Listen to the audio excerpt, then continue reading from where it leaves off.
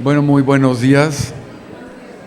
Bienvenidos a nuestro ciclo que creo que ha sido muy exitoso porque hablamos de cosas novedosas, de documentos, de objetos, libros, etcétera, como ya más o menos lo hemos llevado a cabo en estas conferencias que iniciamos en este semestre. Cuando invité a la doctora Cristina Torales para participar en esta conferencia, en este ciclo, fue en función de un objeto que yo encontré en el mercado del Ángel, en la zona rosa, que ya ven que hay unos puestos que se ponen particularmente los sábados, en ese rincón de la zona rosa donde se venden antigüedades, ¿verdad? Bueno, y entonces ahí encontré este documento original en el que se hablaba de las posesiones de la Compañía de Jesús antes de la expulsión. El vendedor me dijo que tenía más todavía, pero que le tenía yo que dar tiempo para buscarlo, ¿verdad? Entonces, finalmente rescaté este documento muy valioso para nosotros, que complementa a otros archivos, que es lo que le da el valor precisamente, pero el objeto en sí es un objeto muy atractivo, que bueno, te los vas a presentar por medio de las imágenes y que pues nos habla definitivamente de la importancia de la Compañía de Jesús en la Nueva España y en el Imperio Español. Bueno, la doctora Cristina Torales ha estado ya con nosotros en varias ocasiones. Ya la conocen, pero para quien no la conozca, la doctora es maestra investigadora en el Departamento de Historia de la Universidad Iberoamericana. Fue mi maestra, por cierto, hace muchos años.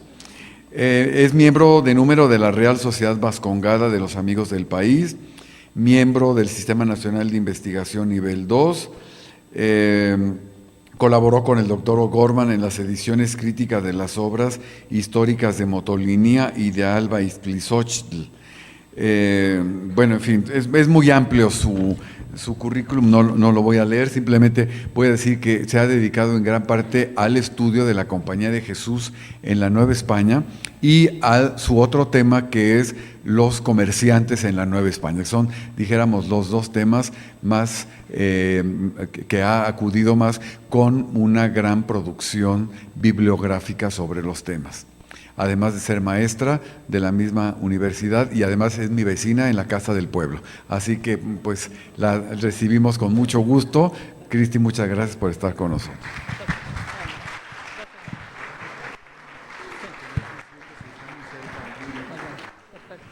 Bueno, muchas gracias al doctor Manuel Ramos por esta invitación. Para mí es un placer participar en este ciclo de conferencias con un título muy sugerente. Realmente fue muy acertada la propuesta del doctor para este semestre, Secretos Atrapados, ¿no? Secretos atrapados dentro de los documentos del Centro de Estudios de Historia de México, CARSO. Y precisamente el documento que podemos apreciar es el que nos motiva la reunión de este día, de esta mañana. Es un documento muy interesante porque no fue pensado para ser conservado, ¿no? con textos referentes a la expulsión. Es un documento muy grande, ¿no? Es de un formato muy grande. En las condiciones en las que se encuentra se aprecia enorme suciedad de moscas, ¿no? Que nos hace pensar que el documento estuvo por años expuesto en un despacho, en una oficina.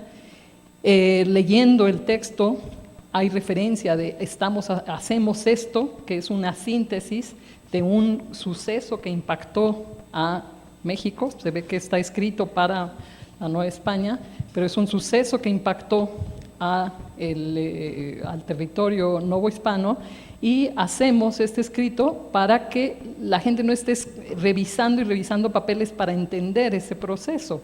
Es decir, quiere decir que el que lo escribió, el que hizo pequeña síntesis de lo que significó la Compañía de Jesús en Nueva España y lo que significó su expulsión, estuvo realizando un proceso de investigación en documentos, probablemente pienso que pero es una hipótesis, que pudo realizar investigaciones sobre documentos de los archivos o del Virreinato o del Ayuntamiento de México o bien de una diócesis.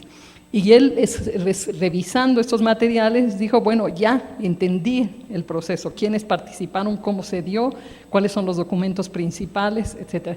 Y escribió de manera sintética en 2 caras, es decir, 2 páginas de esta, esa es la primera, les voy a mostrar la segunda, la síntesis de lo que es, ¿no? Es decir, él empieza diciendo que es uno de los sucesos más memorables de los que han sucedido, fue la expulsión de la Compañía de Jesús de los territorios del mundo hispánico.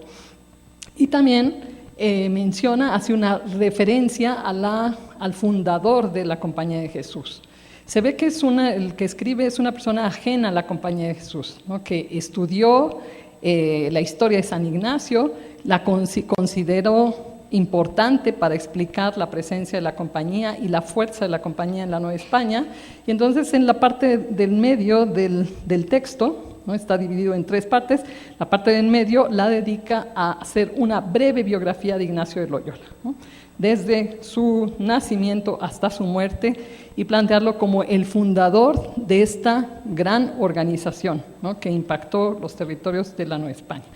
En el final de esta parte del documento hace referencia a la expulsión de los reinos, primero de Portugal, o sea, los jesuitas salieron primero de Brasil, después del reino de los demás territorios de Portugal, después de España, después de Parma, de Nápoles, Sicilia e incluso Malta, ¿no? De la isla de Malta. Entonces, él va mencionando en estos círculos, el autor del documento nos va mencionando las fechas en que fueron siendo expulsados de estas distintas espacios y territorios, tanto del mundo europeo como de América y de Asia. Hace referencia, por supuesto, que también en Francia el Parlamento determinó la expulsión de los jesuitas.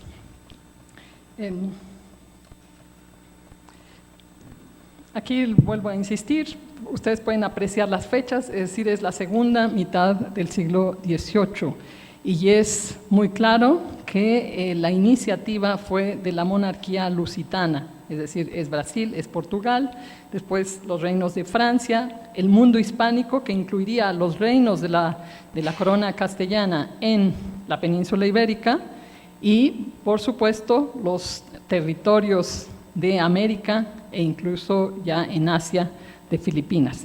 Después Nápoles, Palma, Malta. La segunda hoja de este documento, es decir, les vuelvo a insistir, son 2 hojas muy más bien grandes, pensadas para estar colgadas, estar colocadas en un espacio que permita al interesado rápidamente identificar el proceso de expulsión. En este apartado del documento nos señala nos indica el decreto de la expulsión, cómo Carlos III expulsa a la Compañía de Jesús. En esta parte del documento viene copiada la pragmática de expulsión, que amerita leerla, porque este es el punto de partida de nuestra conferencia.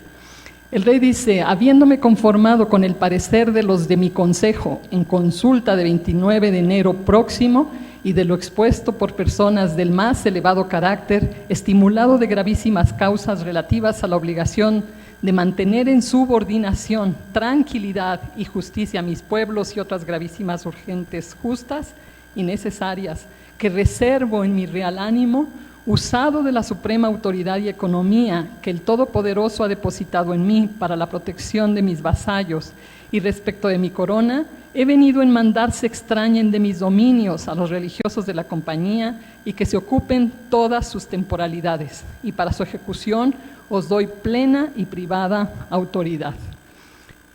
Y sigue: y quiero que las justicias tribunales de estos y esos mis reinos os den el auxilio necesario, y encargo a los padres provinciales, prepósitos y demás superiores se conformen a su parte a lo que se les prevenga y se les tratará en ejecución con la mayor decencia y atención, rubricado de real mano, en El Pardo a 27 de febrero de 1767. Y este decreto de expulsión es dirigido al conde de Aranda como presidente de Castilla. Ahí podemos apreciar su retrato. Realmente fue una sorpresa. En general, la historiografía atribuye al conde de Aranda como uno de los actores principales de la expulsión. Pero este documento claramente nos revela que no fue así. Es decir, el rey tuvo un consejo especial que se dedicó a estudiar el problema y cómo afrontar este proceso de expulsión en el mundo hispánico, es decir, en sus territorios de Europa, América y de Asia, en un corto plazo. Y sorprendió al conde de Aranda con esta determinación. Y lamentablemente el conde de Aranda tuvo que ejecutarlo en calidad de presidente de Castilla. Regresemos al documento. El documento también nos muestra una síntesis de todas las casas que los jesuitas tenían en España, o sea, en la península ibérica.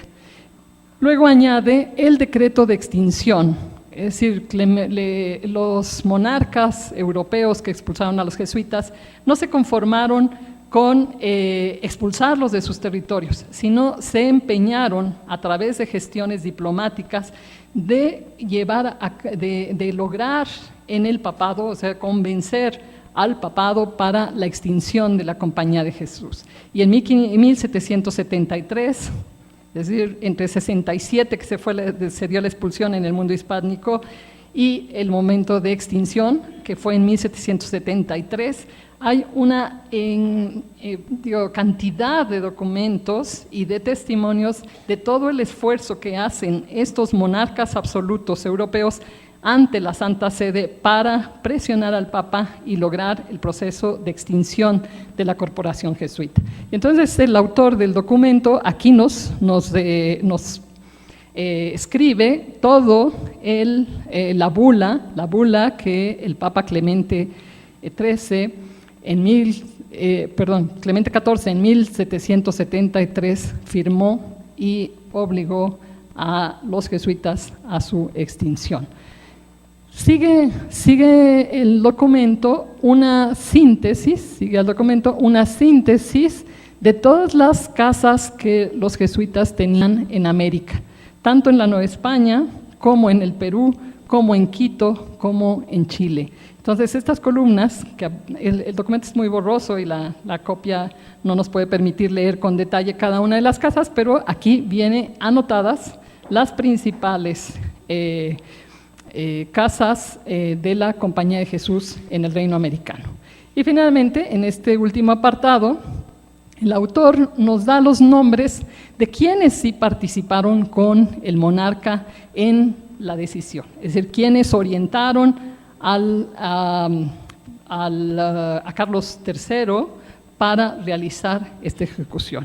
Y llamo entre estos nombres, que no les voy a dar uno por uno, pero no terminaríamos aquí, pero entre esos existen varios obispos de la península ibérica, funcionarios reales muy próximos al rey, ¿no? Y como fiscales tenemos a Campomanes y a Floridablanca, dos ministros a los que se les puede considerar los principales actores intelectuales de este proceso de expulsión. Y quiero que observemos en este círculo, el autor de este documento nos menciona, le dedica al rey esta síntesis, este compendio en el que él considera ha ofrecido o ofrece al lector los elementos principales, la información sustantiva para comprender la Compañía de Jesús. Y esto se escribe, el documento es escrito en el año 1804. Al final de nuestra plática entenderemos por qué el año de 1804, qué pudo promover y motivar a un individuo que en 1804 escarba, indaga, busca en los archivos esta información, la ofrece de manera sintética en este documento, y vuelvo a insistir, un documento que colocó y que por años debió estar expuesto en una oficina, ¿no? Ya sea de un sacerdote o de un funcionario real, ¿no? Esto en 1804 tiene que ser explicado. ¿Por qué se escribió y se preocuparon y había interés de entender y comprender este proceso que años atrás se había llevado a cabo en la Nueva España? Y hacia allá quiero dirigir mi conferencia. El documento en primera instancia nos revela ese proceso de expulsión. Aquí pueden observar, miren, los dos fiscales, Campomanes, aquí lo tenemos, a Campomanes y Floridablanca. El documento nos revela cómo la mayor parte de casas de la Compañía de Jesús estaban en España, por supuesto, en la provincia de Castilla, 33 casas, en Toledo 31, Andalucía 31, Aragón 28. ¿Cómo explicar este fenómeno? Bueno, se pueden atribuir múltiples explicaciones al proceso de expulsión, pero esta sería mi principal tesis y por la que he estado trabajando. Es decir, es un agravio, la expulsión representó un agravio mundial, porque la corporación jesuita es una corporación mundial. Y es un agravio mundial porque participan en este proceso de expulsión y de daño a esta corporación las principales monarquías europeas, es decir, Francia, Portugal, España, los estados italianos, ¿no?, que estaban gobernados por la Casa Borbón. Y lo que se puede apreciar es esto, es decir, es una confrontación entre estos estados absolutos que buscan el fortalecimiento de su corona y de su monarquía y contra lo que representa la compañía. La Compañía de Jesús trabaja para, y tal cual aparece en muchos de sus documentos, el imperio de la Iglesia Católica. Es decir, la compañía no trabaja para gobiernos, no trabaja para monarquías, no trabaja para estados, trabaja para una sociedad católica en aras de mantener la unidad de lo que los jesuitas reconocen como el imperio de la Iglesia Católica. La bula de extinción es muy clara, es decir, fue bajo presión el Papa Clemente IV que la firmó, 24 de julio de 73. En la Nueva España, la expulsión se aplicó en primer momento, es decir, ya vimos que la pragmática del monarca fue firmada en febrero de 1767. En Nueva España se aplica justo el 25 de junio, es decir, una vez que acababa de celebrarse la fiesta del Sagrado Corazón de Jesús, una de las fiestas promovidas notablemente por los jesuitas en la Nueva España. Y salen a lo largo de 2 años, en un lapso de 2 años, 678 jesuitas de la Nueva España. Para darnos una idea de lo que representa en el mundo hispánico la salida de los jesuitas del mundo americano y asiático, les pongo estas cifras. Hacia 1772, en un censo que se hizo, un registro que se hizo muy puntual en el puerto de Santa María, que es a donde enviaron en primera instancia a los jesuitas, una vez que salieron de los reinos americanos y Filipinas, llegan al puerto de Santa María y en 1772 hacen un registro preciso de cada uno de los jesuitas. Pues bueno, ellos llegan a un total de 2.258 jesuitas. Les pongo entre paréntesis otros datos, no vamos a detallar esto, pero es que no hay un registro preciso, es decir, cuando salieron de la Nueva España se hicieron listas de quiénes salieron, en qué barcos, etcétera. Luego llegan al puerto de Santa María, se hacen otras listas. En 72 no tienen claro cuántos jesuitas verdaderamente salieron y hay confusión entre la información, la monarquía vuelve a mandar a hacer otra información. Entonces, los datos son aproximados, cada material que tenemos los investigadores varía, no son grandes las variantes, pero aquí podemos ver que hay entre 2.258 jesuitas procedentes en entonces de la Nueva España, menciona solo a 572, cuando hay otros documentos que nos mencionan 600, lo que les llamaba aquí, 678. Esta cifra de 678 nos las dan los propios jesuitas, que hicieron un inventario de quienes salieron de la Nueva España. Pero ya para el puerto de Santa María solo refieren a 572. Perú 413, Chile 313, Paraguay, Quito. Ustedes se dan cuenta el impacto que tenía esta corporación en todo el territorio americano y por supuesto en Asia, en las Filipinas. Claro, tenemos y contamos con información de dónde, es decir, de cuándo salieron, en qué fragatas, no podemos detallar, pero ustedes pueden apreciar en la pantalla cómo los distintos registros mencionan las fragatas en las que salen. Se valieron los funcionarios reales de todas aquellas embarcaciones que en Veracruz estaban dispuestas. Generalmente eran embarcaciones pequeñas que estaban en el puerto de Veracruz por motivos de tráfico mercantil y que fueron contratadas para trasladar a los jesuitas.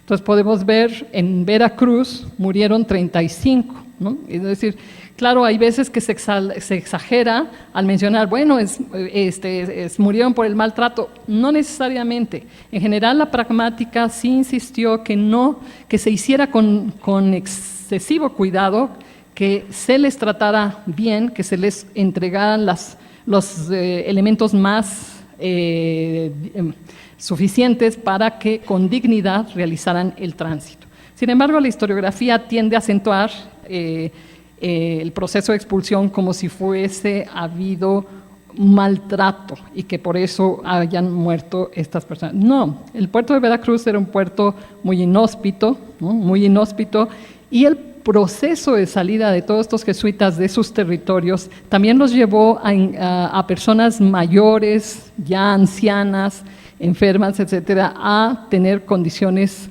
no gratas en el puerto de Veracruz, ¿no? Con el clima no propicio, etcétera. Pero es importante sí señalar que mueren estos individuos antes de su proceso de extinción, antes de su salida hacia Cuba y después de Cuba al puerto de Santa María.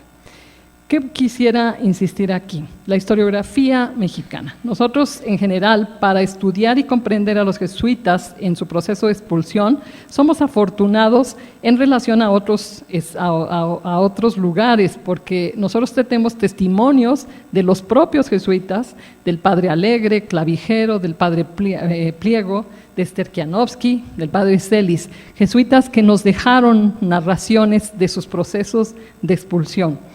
Y tenemos, por otro lado, también una historiografía liberal, una historiografía construida en el siglo XIX, en donde en esta historiografía, por supuesto que se resalta el despotismo ilustrado de la monarquía española como responsable de este proceso de expulsión.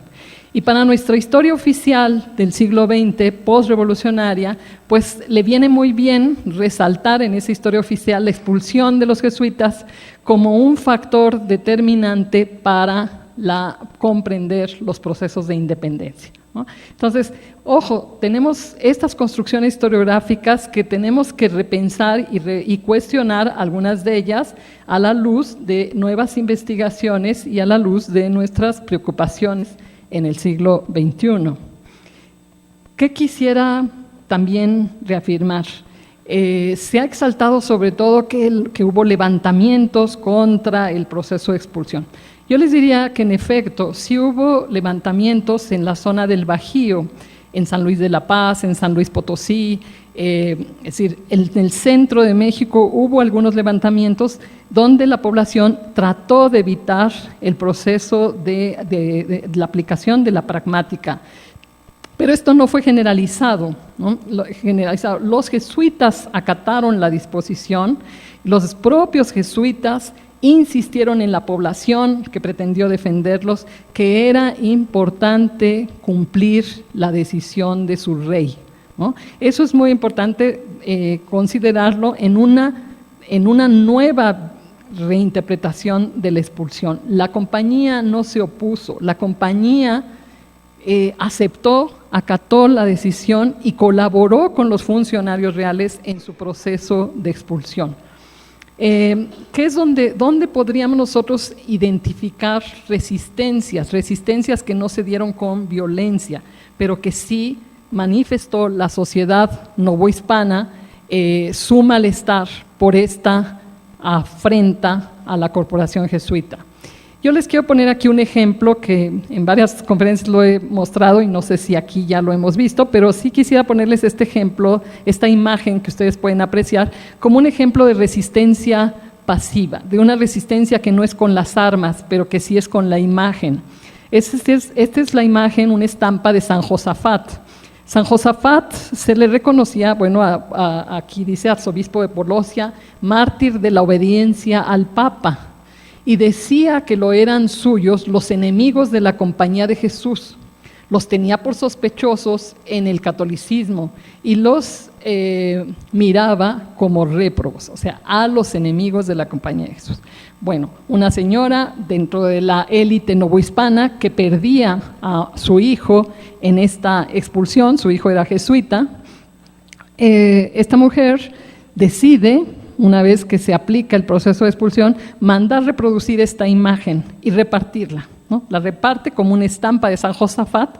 Bueno, pues es una denuncia, una resistencia pasiva, porque no es directa, no expresa su violencia hacia las autoridades, sino con estas estampas está recordando que los enemigos de la Compañía de Jesús, ¿sí?, son individuos que son sospechosos en el catolicismo y se deben mirar como réprobos, ¿no? Estos son ejemplos de cómo la sociedad novohispana puede mostrar su descontento hacia la decisión de la expulsión. Y hablemos ahora ya del título de la conferencia. ¿Por qué le pusimos el esplendor de la compañía antes de la expulsión? ¿No? Bueno, ¿por qué? Porque en el momento de la expulsión, la compañía, la provincia mexicana está en su apogeo. Es decir, la provincia está dedicada a San Francisco de Borja. Esta representación es muy significativa de lo que es la provincia mexicana de la Compañía de Jesús.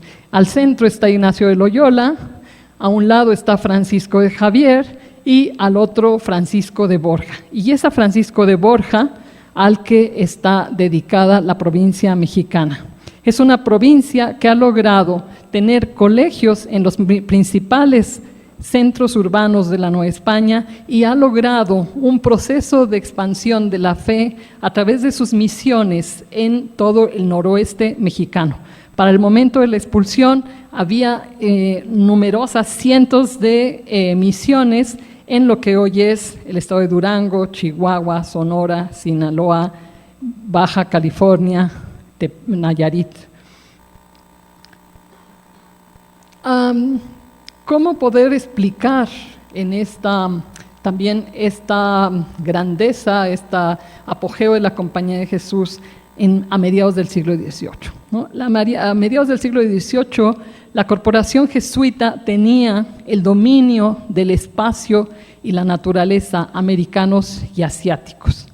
Era una sociedad multicultural, la mayoría de la población de los jesuitas eran criollos nacidos en los territorios en los que colaboraban tanto en las misiones como en los colegios, pero participaban y eran retroalimentados con jesuitas procedentes de Centro Europa, ¿no? Es decir, era una sociedad multicultural con el dominio, ¿sí?, un dominio corporativo de la naturaleza americana y asiática.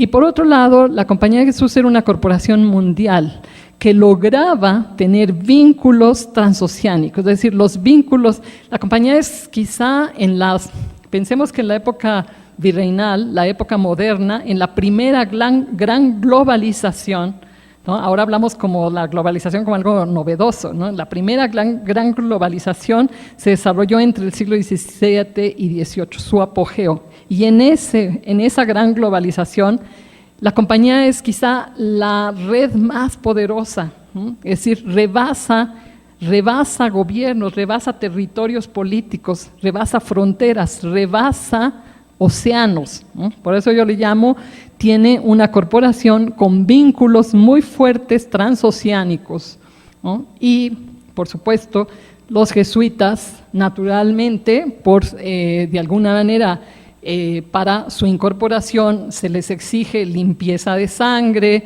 se les exige que sean cristianos, viejos, etcétera. Se les exige una serie de requisitos que les hace ser miembros de las élites, es decir, de las élites es de donde naturalmente proceden los jesuitas.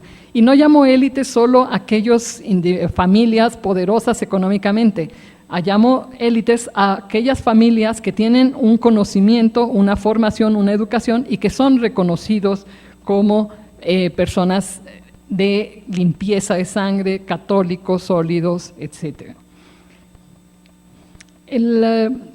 Por este catálogo, es muy interesante este catálogo de la Corporación Jesuita. Ellos lo publican en su imprenta, en San Ildefonso de México, tenían ellos una imprenta, ahí impreso este texto en 1751, aquí lo pueden ver. En este texto en su catálogo, podemos ver la fuerza de la Compañía de Jesús. Fíjense, para entonces, hacia 1751, en el mundo tenían 22.642 jesuitas. Estaban distribuidos en 5 asistencias y cada asistencia tenía sus provincias. El caso de la Nueva España, aquí está, miren, mexicana, la provincia mexicana, que era una de las más grandes dentro de la asistencia hispánica, ¿no? La asistencia hispánica, la mexicana, después tenía 625 jesuitas, entonces 1751, ¿no? Pero estaba la gálica y la germanía. Aquí me interesa mencionarles, por ejemplo, la germanía. La asistencia germánica era la que tenía mayor población de jesuitas, y eso nos explica por qué a lo largo de la primera mitad del siglo XVIII, esa asistencia germánica estuvo apoyando el desarrollo misional de los territorios americanos. Tanto Nueva España como Perú, como las Islas Filipinas en Asia, recibieron jesuitas procedentes de la asistencia germánica. Jesuitas checos, jesuitas que hoy podríamos decir austriacos, jesuitas alemanes, o sea, jesuitas procedentes de esta asistencia germánica con otras visiones culturales, pero que tenían y vinieron dispuestos a apoyar el proyecto misional.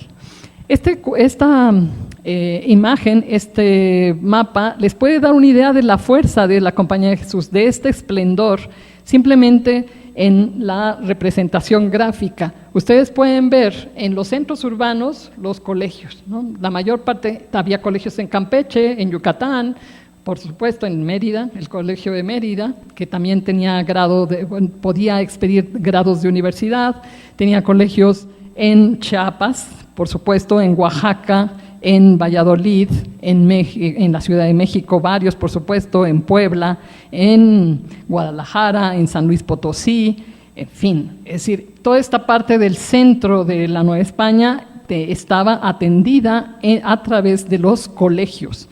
Y el noroeste, pues cada puntito que ustedes pueden apreciar es una de las misiones que los jesuitas habían logrado. Este mapa está hecho a mediados también del siglo XVIII y ya tienen misiones a lo largo de las vegas de los ríos en Sinaloa, Sonora y por supuesto que en California no había agua, no había ríos, pero estaban las misiones en las costas.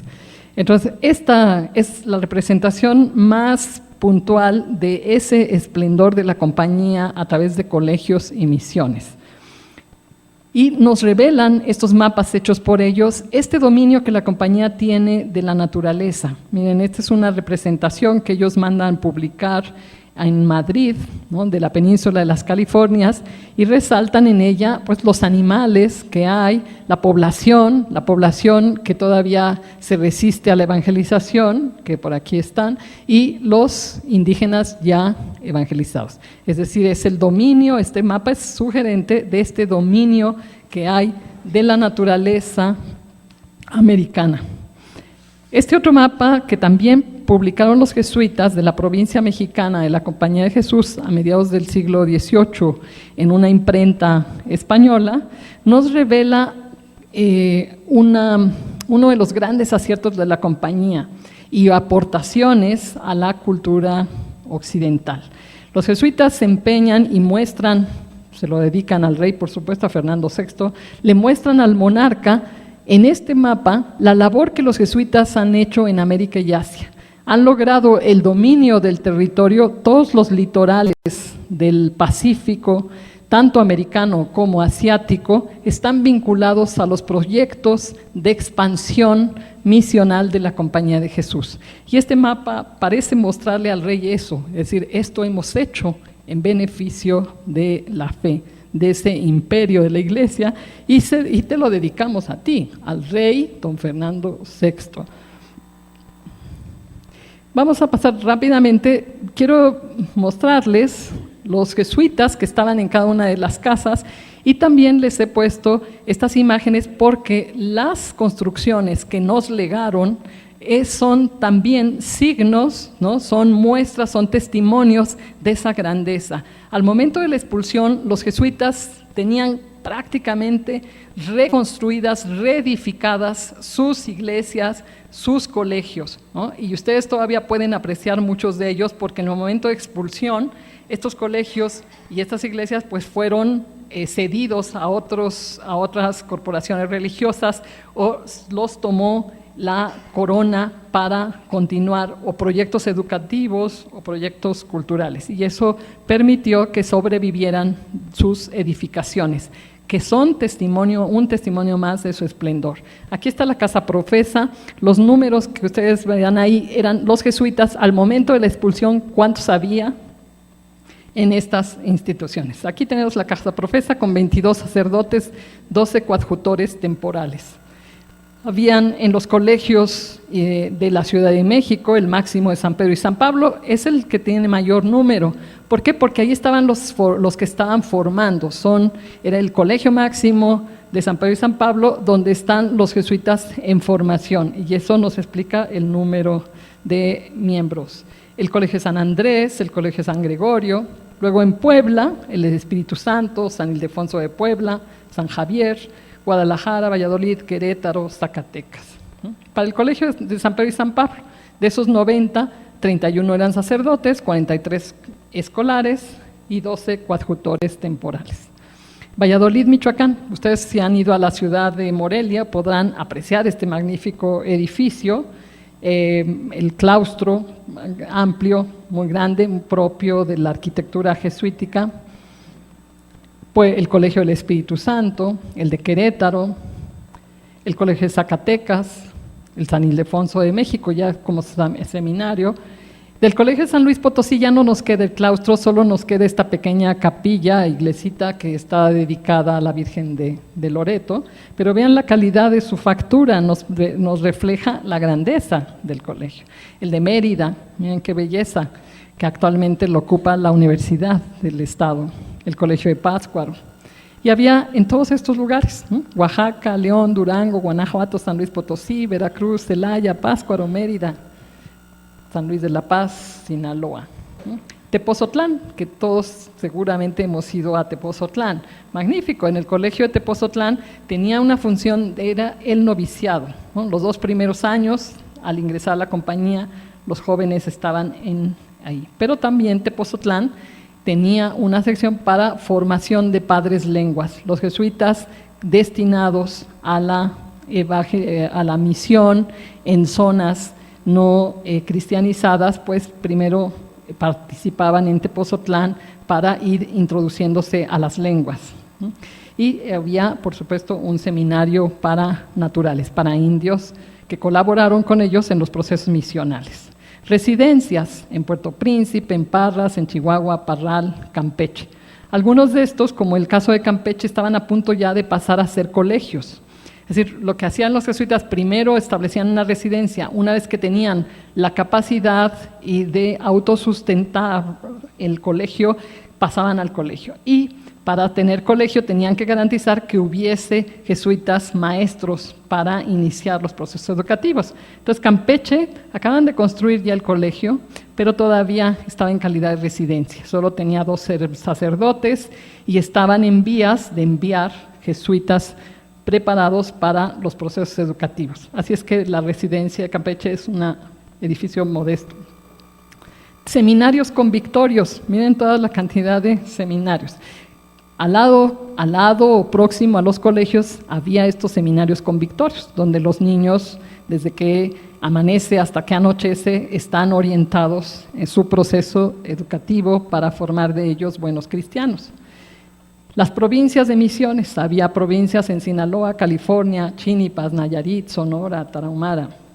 Y para que se den una idea, solo les presento aquí Chihuahua, ¿no? Este mapa, cada puntito que ustedes pueden apreciar ahí es una misión, ¿no? Es decir, actualmente el estado de Chihuahua, como un proyecto cultural de turismo, está restaurando las misiones y es impresionante la cantidad. Es decir, había cerca de 80 misiones, donde todavía sobreviven algunos de ellos sus iglesias y sus pequeñas casitas al lado, y ahora tienen ya casi un 40% de recuperación de estas misiones, ¿no? El estado de Sonora está haciendo lo propio, ¿no? Ahora, hoy día, en pleno siglo XXI, están tomando conciencia estos estados de lo que representó para la conformación de la sociedad en estas regiones, las misiones, los proyectos misionales, y también lo están viendo como una estrategia turística, ¿no? Recuperar estas misiones y promover sus conocimientos. Estos son algunos escenarios. En Chihuahua, lo mismo hay en las zonas de montaña que en los valles, las misiones, ¿no? Aquí hay un ejemplo, la de Satebó. Vean nada más la calidad de la factura de las iglesias, ¿no? Son monumentales. En Nayarit fue la última provincia a nivel misional, ya estaban en este proceso misional cuando se dio la expulsión. Pero aquí tenemos esta otra misión en Sonora, algunas de ellas después de la expulsión, pues ya les fueron añadidas estas grandes torres, la cúpula, pero la estructura principal de la iglesia, eso las dejaron los jesuitas, ¿no? En California, por supuesto, fue una experiencia muy difícil, y aquí quise ponerles al principal responsable. Es un individuo, José María de Salvatierra, de origen italiano, llega a la Nueva España hacia 1670-73, y se empeña en conseguir recursos a través de limosnas de exalumnos de los jesuitas, familiares, etcétera, y creó este fondo de Pío para las Californias. ¿Qué es lo que buscaban los jesuitas? Garantizar sus proyectos misionales y educativos a través de la autosustentabilidad, o sea, no depender del Estado para sus proyectos, sino generar fondos que les permitiesen ser prácticamente independientes económicamente, ¿no? Y este es el caso del Fondo Piadoso de las Californias. Y también nos explica que para que muchas de estas misiones y por supuesto sus colegios estaban vinculadas a haciendas, a propiedades agrarias que ellos mismos desarrollaban. Es decir, al momento de la expulsión, un atractivo importante para aquellos que vieron salir a las Compañías de Jesús y que sus intereses estaban fincados en la economía, pues eran las haciendas. Es decir, todas estas haciendas de los jesuitas pasaron a lo que se llama las temporalidades, lo que decía el rey al momento de su pragmática, recoger todas las temporalidades de esta corporación, y la expectativa es que con estas haciendas el Estado o el gobierno, la corona las remató a particulares, y esperaba con estos recursos mantener a los jesuitas en el exilio, ¿no? Pero finalmente tendríamos que considerar la Compañía de Jesús. Se puede apreciar en estos números, que son los números que registran los propios jesuitas de los que salieron. Es una Compañía de Jesús criolla, o sea, 464 de los jesuitas que salieron de la Nueva España nacieron en la Nueva España, habían nacido y habían sido educados por los propios jesuitas en sus colegios. Había 61 de Centro Europa, les digo, de algunos reconocidos como austriacos, como checos, como alemanes hoy día, ¿no? En ese momento eran procedentes de la Germanía. y 153 españoles europeos. Así es que es una provincia criolla. ¿Y qué nos significa esto? Es decir, los jesuitas criollos, que evidentemente no solo colaboran para esto que llamamos el imperio de la Iglesia, la unidad de la fe y reconocer al Papa como la cabeza de esta fe católica, sino los jesuitas criollos van a buscar también fomentar y promover y desarrollar a las habitantes de los territorios de donde ellos proceden, ¿no? Entonces, aquí tenemos un ejemplo de un jesuita criollo. Este jesuita le tocó en el siglo XVII, por ejemplo, enfrentarse a Palafox, ¿no? Al obispo Palafox, para defender un poco los privilegios de los jesuitas, ¿no? Que se veían amenazados por el obispo. Y quisiera, para casi concluir, no quiero saturarlos, hacer referencia a esto, es decir, en el momento en que los jesuitas son expulsados, ¿no? Son expulsados, claro que hay un impacto muy fuerte en la sociedad. La sociedad perdió a sus confesores, la sociedad perdió a sus maestros, perdió a sus familiares, etc. Es decir, el impacto fue muy fuerte. Pero los propios exalumnos, familiares, se encargaron de mantener en la memoria colectiva la presencia de la Compañía de Jesús. ¿Cómo se puede mantener esta en la memoria colectiva? Primero, con los relatos de la extradición. Aquellos jesuitas que partieron primero al puerto de Santa María y de ahí los llevaron ya a los territorios del papado en Italia, concretamente los de México estuvieron en Bolonia, ¿no? Desde el exilio contaron y relataron sus experiencias de expulsión, y estos textos circularon en la Nueva España, circularon entre familiares, entre amigos, entre exalumnos. Otro elemento importante, la promoción de las devociones. Las personas cercanas e identificadas con el espíritu de la compañía mantuvieron las devociones, la promoción de las devociones propias y vinculadas a la Compañía de Jesús. Lo siguiente, los ejercicios espirituales. Es quizá una de las grandes aportaciones de la Compañía de Jesús. Los ejercicios espirituales, que es una técnica para una reflexión personal, para un conocimiento, autoconocimiento de la persona y para que la persona oriente su vida, ¿no? Reoriente su vida hacia el bien. Esos ejercicios espirituales se siguieron practicando en la Nueva España, ¿no? Y en los territorios de donde salió la Compañía de Jesús. ¿Quiénes eran los guías? Pues los exalumnos de los jesuitas que dominaban de alguna manera este proceso. Así que los ejercicios se siguieron aplicando en los territorios. Y luego iniciativas de sus exalumnos, ¿no? Tenían ellos exalumnos catedráticos en la universidad, predicadores, ¿no? Empresarios, funcionarios de la corona. Así es que todos esos son referentes para conservar a la Compañía de Jesús en la memoria colectiva, aún estando ellos en el exilio. Sus constituciones, la Ratio Studiorum, que es un documento que marcaba su modelo educativo, pues estos textos se siguieron leyendo y se siguieron aplicando de alguna manera o adaptando a instituciones que sobrevivieron, ya no con ellos en persona, pero sí con el espíritu de la compañía, ¿no? La pedagogía ignaciana, por supuesto. El Colegio de San Ignacio de Vizcaína, seguro muchos de ustedes han estado, es un edificio impactante, ¿no? Ahora, es decir, ocupa toda una manzana. No, por supuesto que no es de la compañía, pero fíjense, es paradójico, el colegio abrió sus puertas en septiembre del año 1767.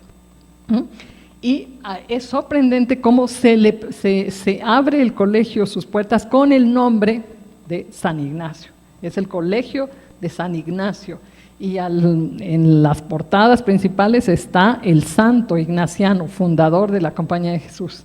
Y al interior, si ustedes aprecian su iglesia, la iglesia está cubierta con magníficos retablos, que además los patrones en el siglo XX se han encargado de recuperarlos, de restaurarlos, y los podemos ver esplendorosos hoy día. Pero los retablos tienen prácticamente devociones propias de la Compañía de Jesús. Uno de los retablos, por supuesto que el retablo principal, aunque este no es el original, pero aquí el retablo principal estaba destinado a San Ignacio de Loyola. Los retablos laterales, el que está muy próximo al altar, un poco a la izquierda del altar mayor, no se aprecia en esta foto, pero está destinado a los santos jesuitas. Y al otro extremo, el paño principal, hay retablos dedicados a devociones marianas promovidas específicamente por los jesuitas, ¿no? Entonces, esta institución que es para la atención a la mujer es una institución que está propiciando, favoreciendo una espiritualidad ignaciana, una promoción de las devociones propias de Ignacio. Los exalumnos también de los jesuitas en el oratorio de San Felipe Neri estaba construyéndose en lo que hoy es República de El Salvador. Bueno, pues a los San Felipe Neri, a los del oratorio les entregaron la casa profesa, y muchos de estos individuos aquí están siendo instruidos. Es una recreación de una reunión de estos sacerdotes del oratorio. Pues estos sacerdotes, muchos de ellos habían sido exalumnos de los jesuitas. Entre ellos, pues quiero recordarles aquí a Juan José Guiari-Yeguren, ¿no? Autor de la Biblioteca Mexicana. Ahí ustedes ven su retrato, tenemos 3, 4 retratos de él, y es uno de los más importantes exalumnos de la Compañía de Jesús en el siglo XVIII, porque él promovió ante el mundo europeo la defensa de la cultura mexicana a través de esta obra de su Biblioteca Mexicana. Este es uno de ellos. Otro ilustre exalumno, Antonio López Portillo. Él fue no expulsado, pero casi expulsado, es decir, fue promovido a la diócesis de Valencia porque se opuso, entre otras cosas, a la expulsión, ¿no? Entonces no lo podían sancionar. Entonces, ¿cómo logra de alguna manera la corona pues darle cierto castigo? Lo promuevo como canónigo y lo mando a Valencia, ¿sí? Lo sacó del territorio novohispano, ¿no? Porque había estado muy indignado por el proceso de expulsión. ¿Por qué les menciono a José Mariano Beristain? Fíjense, Mariano Beristain, él era muy niño cuando vio salir a los jesuitas, a los padres jesuitas, sus maestros, pero él mantuvo, y él se educó básicamente también en Europa, estuvo en Valencia, en Valladolid, y luego llega a México hacia 1793, y en sus escritos, es un hombre muy prolífico en su escritura, pero en casi todos sus escritos tiene presente a la Compañía de Jesús. Y esta que es su obra magna, la Biblioteca Hispanoamericana Septentrional, que inicia su publicación precisamente para combatir el movimiento de Hidalgo, ¿no? Porque está indignado cómo puede haber un levantamiento contra la monarquía. Él escribe su Biblioteca Hispanoamericana Septentrional, y en este escrito, que son 3 volúmenes, él solo pudo ver uno porque murió, pero los 2 siguientes volúmenes los publicó su sobrino, y en esta obra podemos ver lo que significa para los intelectuales y los letrados a fin del siglo XVIII, principios del XIX, en el momento en que se va a iniciar todo este movimiento Hidalgo, lo que significan los jesuitas, ¿no? Los jesuitas, para él y lo revela en su texto, son los grandes maestros de la sociedad, los constructores de la cultura novohispana. Vuelvo a ponerle este mapa porque los espacios, los colegios de los jesuitas fueron el semillero de nuestra sociedad ilustrada que va a participar también en los procesos de independencia y en la construcción ya de nuestra nación. Y pongo aquí algunos ejemplos de estos ilustrados. Este es José Antonio Alzate. José Antonio Alzate había sido discípulo de los jesuitas en el colegio de San Ildefonso.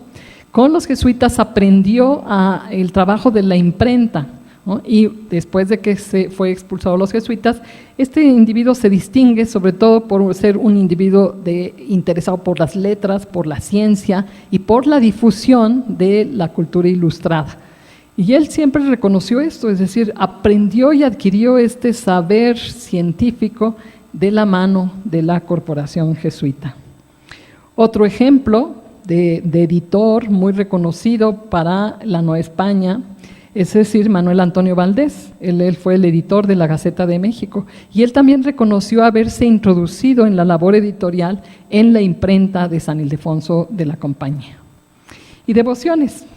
Brevemente vamos a recordar algunas devociones que siguieron fomentándose aun que los jesuitas no estaban presentes. La del Sagrado Corazón de Jesús, los santos propios jesuitas, ¿no? San Luis Gonzaga, San Francisco Javier, Ignacio de Loyola, Francisco de Borja, que aquí están rodeando a la Purísima Concepción. Nuevamente aquí los mártires jesuitas, ¿no? Los mártires jesuitas, y aquí también se añade, están aquí 3 mártires jesuitas. La Virgen de los Dolores, introducida por los jesuitas en el siglo XVII por el padre José Vidal. La Virgen de Loreto, introducida por el padre Zappa, un jesuita de origen italiano, que viene también en el siglo XVII. La Virgen de la Luz, la Virgen de Guadalupe, ¿no? Uno diría, bueno, la Virgen de Guadalupe es muy nuestra. Sí, pero los principales promotores de la devoción son los jesuitas, ¿no? Es decir, la Virgen de guadalupana, pues hay toda una narración que la vincula con el clero secular, ¿no? Con Juan de Zumárraga, con el obispo Montúfar, y se ubica su origen en el siglo XVI, pero es en el siglo XVII cuando realmente la devoción guadalupana se difunde en todo el territorio novohispano y también se difunde en Europa y en Asia, ¿no?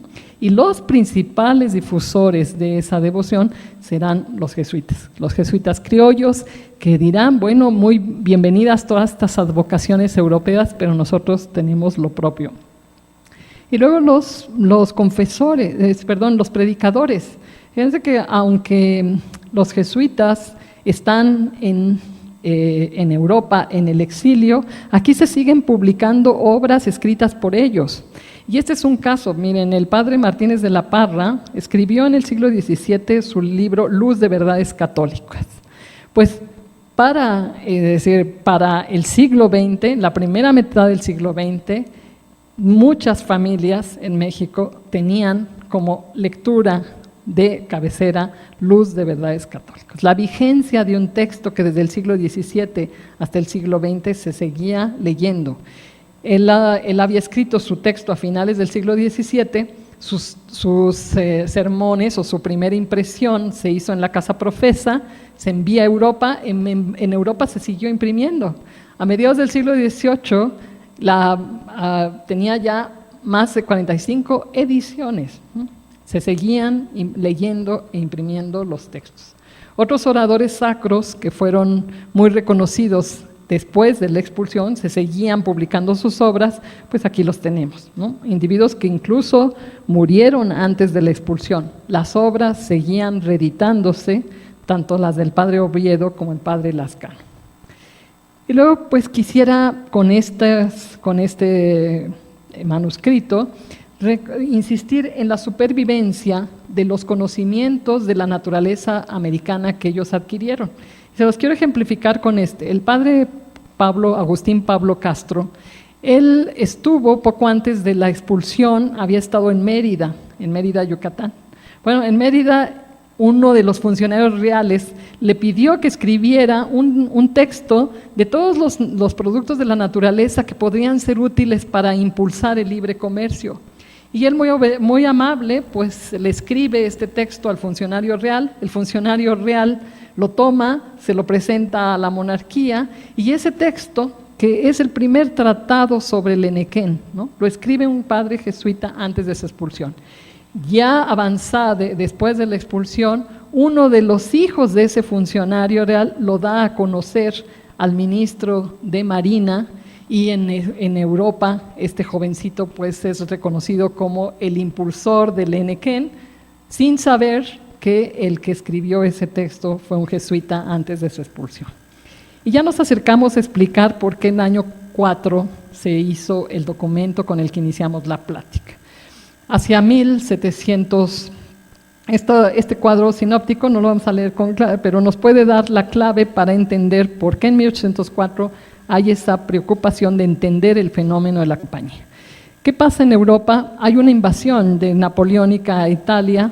Los jesuitas italianos que están en el exilio están afligidos por el acercamiento de Napoleón con sus ejércitos a Italia y solicitan a la monarquía, ya no es Carlos III, es Carlos IV, su hijo, les piden autorización para que les permitan regresar. Ya hay muy pocos, ya han muerto muchos en ese exilio, algunos han rehecho sus vidas, algunos presionados salieron de la compañía, se casaron, etcétera. Pero los pocos que quedan piden permiso para regresar a sus territorios. Es decir, Carlos IV tenía temor de que ellos, una vez que regresaran a sus territorios, pudieran asumir un liderazgo contra la monarquía, ¿no? Entonces, ya habiendo iniciado su retorno en 1799 algunos, el rey prohibió, dijo no, mejor ya no, los que ya estaban por embarcarse se les suspense el viaje, que fue el caso del padre Márquez, y el padre Márquez tuvo que regresarse a Roma y solo retornó a 1816. A los que ya habían llegado, a estos que habían llegado, ya eran grandes, casi todos ellos enfermos, ¿no? A ellos se les pidió que se les encarcelara en monasterios. Ya estando en el territorio de la Nueva España, el monarca Carlos IV insistió que se les incorporara a monasterios y se los mantuviera vigilantes de que no generaran disturbios en el territorio novohispano. Yo pienso que el documento que hoy hemos descubierto, este tesoro escondido aquí, es posible que haya sido generado para entender algún funcionario más joven que no estuvo en el proceso de expulsión, que en el año 4 el rey está insistiendo en que mantengan vigilantes a estos jesuitas que han regresado al territorio y que todavía son declarados enemigos del monarca. Entonces, este individuo interesado en entender ese proceso y esa sanción que en 1804 se le está dando a estos jesuitas ya enfermos, le obligó, o sea, el querer entender le obligó a elaborar el documento que motiva nuestra plática. Finalmente, quisiera solo señalar, en el año 9, o sea, estando en esa situación, la tensión, sí lograron otros jesuitas regresar a la Nueva España, el padre Castañiza, el padre Cantón, el padre Antonio Barroso y Bernardo Sarmiento. Y esto hay que explicarlo también, la restitución. Estos jesuitas que llegaron en 1809 son los que les va a tocar restablecer a la Compañía de Jesús. Pero para entender esta restitución, solo quisiera mencionar aquí estos últimos datos.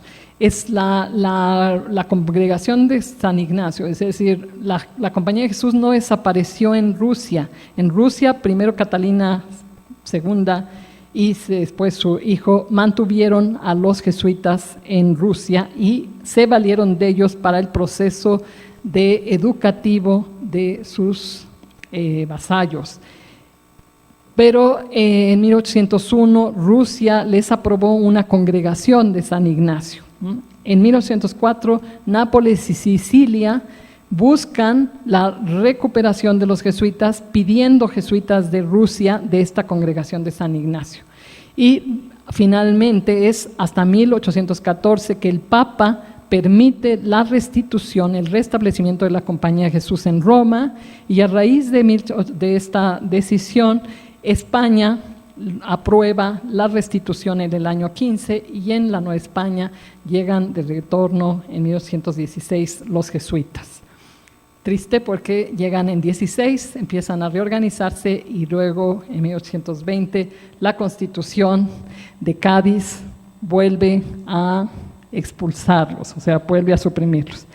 No obstante que Agustín I, ya una vez consolidada la independencia y el hecho emperador, y el primer Congreso Constituyente en 1822 insistió en la importancia de restablecer la Compañía de Jesús para fomentar la educación de la naciente nación. No se llevó a cabo esta restitución sino hasta el gobierno de Santana. Con esto termino. Muchas gracias.